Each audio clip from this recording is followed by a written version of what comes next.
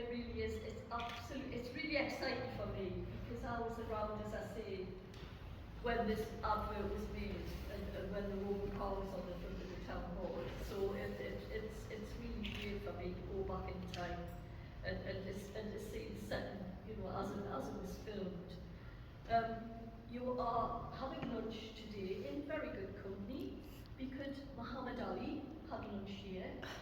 He came to visit the boxing club in South Shields and had his lunch here, and then went down to our mosque because we have quite a large Yemeni and Bangladeshi community.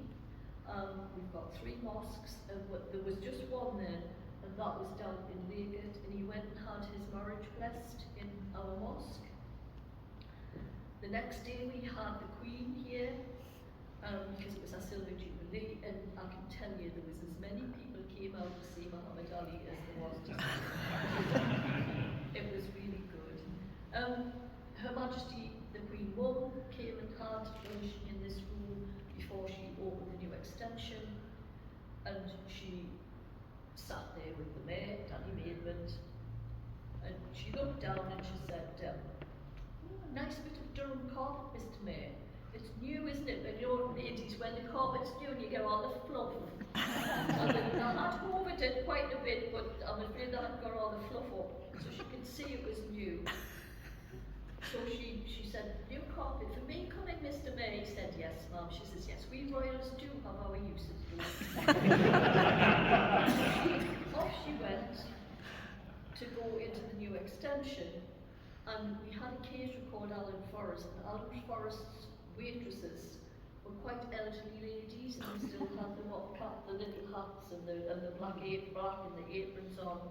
And they said, can we stand and see her? So yes, they stood along that end, and she stopped as she went past. She said, ladies, it's lovely to see you. I thought I was the only old person in this building. And off she went and opened the new extension. So yes, lots of memories in this room, and you are very, very esteemed guests today. I'm absolutely delighted to have you, and I'm dying to listen all about the cars and how the advert was made. So a very warm welcome to South Shields Town Hall. Thank you.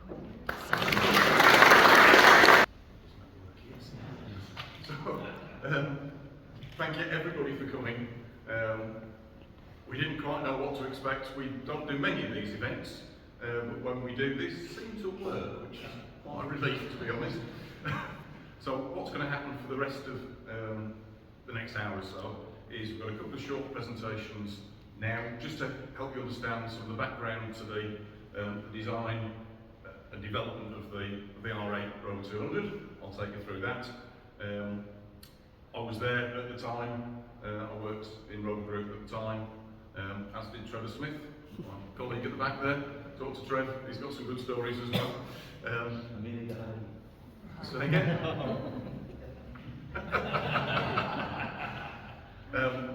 So we'll go through that. Jeremy will then take us through an article which has been written especially for this event, which is the background to the filming of the advert. So that'll be interesting. I've obviously read it, and I've learned an awful lot about it. It was something none of us in the company were ever exposed to. It's something that happens in a different world. Filming a TV advert, none of us really understand how that works, and so we've learned quite a bit now. We'll share that with you as we go through. And as Fay said, we then have the opportunity for some lunch next door. I think the idea is to bring the food in here and sit at these tables, so it's get it there, bring it here. So, the R8-200 was launched 11th of October 1989. That's right, got it right. I think it was a Wednesday, because that's when Autocar came out. Everything used to be linked to Autocar magazine, so it was launched on a Wednesday. The advert was shown on a Wednesday night, but we'll come to that in a little bit. So, I'm hoping that's going to click on a bit. It isn't, is it? That's not a good sign. I'm pressing it down.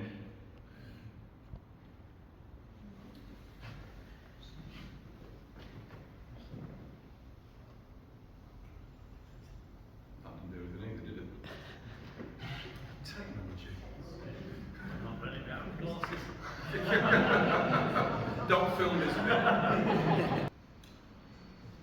good stories? Check, you've got some good stories. Well, of course, we, for the premiere at Picture House, the cinema, so I guess it would be the Saturday before the Wednesday. We went, so Saturday morning, we went to, it's now the Student Union in Coventry, went to that Picture House, and we got to see a film as well, I forget which film it was, but we saw the advert. Yeah, it was great, great. I remember the Wednesday night, so a lot of the development work was done at Canley in Coventry, the South Tyneside site, and they actually had an open day on the Wednesday night, where we're all allowed to go around and see all the test facilities. Peter used to work there as well. We're allowed to go around and see the test facilities, and our two eldest daughters came along at the time. And the thing that intrigued them the most was the bum squirm test, which was to sit a plastic backside into a seat and turn it round as if you were getting in now to test the seat material and the seat itself. And that was obviously the most fascinating bit of the whole I think it was corduroy on the corduroy on the backside, yes, because that's nice and rough, isn't it? Is it? That's a big It was middle class, we used corduroy.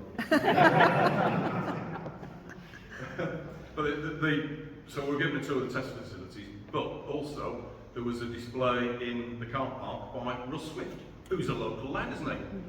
He came and did his two wheels and a bomb, spinning around everything else in the car park. But that was the Wednesday evening, and all of us who were there missed the TV advert because it was on the telly and we weren't there. Unless you set your video recorder, you didn't see the advert. There we're off again. Right. That's seemingly working. If I do that, there you go. Sorry, that was me. That's all right. We'll stay on that. So we're back working again. So that isn't me. That's Dennis Chick. Dennis wrote a large part of this, and I put pictures into it. So Dennis was the communications director at Rover Group at the time. 5 years ago, we went to Lucknow Park, down near Bath, and did a rerun of the press launch. And Dennis came along and gave a version of this presentation then, so we've updated it for today. So this is just going to take you through a little bit of the background to the development of the car. So the R8 launched in 1989. Development work actually started in 1985. Concept work was done 84 into 85, and by 1986 there was a team of 30 or 40 Rover engineers working out in Japan with the Honda engineers on the project. I was one of those. I was over 24 back then, and living and working in Japan was just fantastic. So this is based on the technical reveal. The pictures are from that, and what we'll do is give you an overview of the car, and then we'll move into the advert with Jeremy later on. So the 5-door was the first car launched, so that was the 200, and there's several of them outside, as you've seen, and many of you know this. The range extended later on during the next few years, and we'll come to that shortly. But it was a very advanced car, and it was really the first and probably only true joint venture between Honda and Rover. The engineers were very much on equal footing. There was no preset, if we don't get what we want, we're going home, which an earlier car, basically Rover 800, the teams didn't work together. And you can see that by the fact the Legend was the most reliable car in America, and the Sterling wasn't. It was actually bottom of all the customer satisfaction because the Rover engineers decided they knew better. Unfortunately, in many cases, proved they didn't. On the R8, the two teams worked together. The answer was you have one answer. Only one thing goes into the car, and it goes on all the cars. Rover had a few special unique parts of the K-Series engine, went into the Rover versions, and Honda didn't take that engine. It wasn't their engine, they weren't going to put it in the car. A lot of discussion about it, but they finally said, we need it, we're not putting it in. Originally the car was codenamed in Austin Rover AR8, obviously. It then changed to R8 as the company moved from Austin Rover into Rover Group. I'm using the Honda, codenamed the car YY, which is interesting because the Rover 800, the Rover code name for that was XX. So I'm not quite sure where the mixing up of the names came from. And during the development, they actually changed it to E. Jones, so I don't know why they did that. But there was £400 million spent at one bridge, which we earned about £78,000 for this building. That's 400 million got you a new paint shop, a new production facility, and all the conveyors and everything else in the factory to build the car. Do it quicker. Yes. Okay. So we're being through that one. So 4 models at launch, 2 engines, lots of wood and lots of leather, because it was a new definition of what Rover was at the time. And in the marketplace, when it was launched, the car was perceived much more, much better than previous Rover offerings. It was seen as a high quality car. John will talk about that a bit later on. It was the first. See, I'm getting quick now. Oh, that went beep. It was the first application of the new K series engine, which is still actually in production as the N series in Japan, and not Japan, China, at the moment. So it's done quite well from 1989 to now, 35 years of production. It was a very clever engine. It's bolt-through construction, long service life, except for the head gasket. But that came later on, because the 1.4 was a wet liner design and works all the time. So don't worry about that. If you've got 1.4, you're probably fine. And it's still working. Right, yeah. So, this is some of my stuff I'm involved with, and Trevor as well. I've got a picture of an engine mount. Go on, Trevor. I brought some. You brought some with you. So, it's got European front suspension for a nice long travel, nice comfortable car. Not great for crashing in compared to crash standards now, but it was good at the time. And it's got a very complex rear suspension. Now, somebody wants to hear about the rear suspension. You do, yes, I heard that. So, if you look at the picture down the bottom, you can see that's pretty complicated. There's only one other car with a suspension system like that. That's the Porsche 928, which is a bit more expensive and didn't need the space in it. That takes a lot of space and is very expensive, but it's pretty good. It's got clever geometry, controls the toe. Porsche didn't sue anybody for it, which is a bit of a surprise because it is basically a copy with an extra bit added to try and get around the copyright. Porsche never twigged, it was fine. Clever steering, gives you a bit more centre feel, a bit more positive on the centre. They break unfortunately sometimes, but there we go.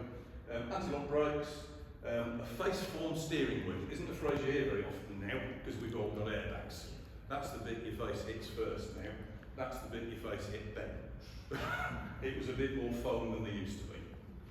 So it was friendlier to your face, but not exactly very friendly. And being the late 80s, it was also the time when asbestos was being taken out of cars. So lots of features in the car.